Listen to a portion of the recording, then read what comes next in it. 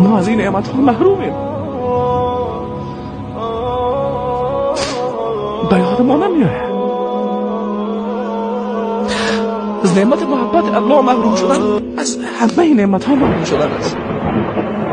گاهی وقتا باید با خود فکر کنید که در قلب ما محبت الله پیامبر وجود داره.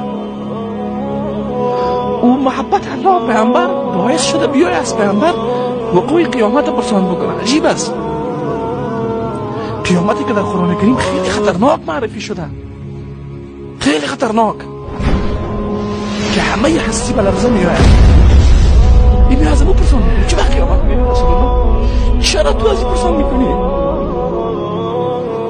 محبت الله در قلب من است.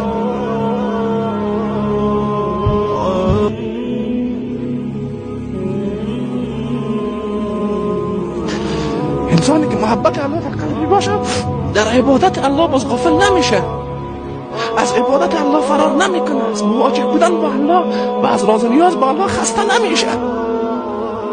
قلبش در مقابل الله خاشع است. ما این حالت نداریم. از عبادت خود فرار میکنیم، از ملاقات پروردگار خود فرار میکنیم. توقعی نجات در روز قیامت را داریم، توقعی رسیدن به رضایت الله و ملاقات پروردگار خود داریم. با چی چیزه؟ با ایمانهای ضعیف ما که با کوچکترین فشار ازش فرار میکنیم، با عبادتهای ما که اوج سراسر از ریا و عجب و گناه و تکبر و غرور و ریاست. خود دیندارم فکر چی چیز داریم؟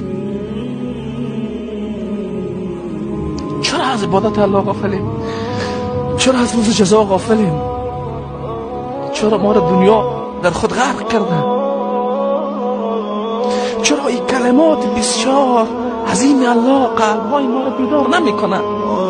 هر روز 5 بار در مقابل الله قرار میگیریم، تنها در نماز پیشین 10 بار تکرار میکنیم مالک یوم الدین، مالک یوم الدین، مالک یوم الدین.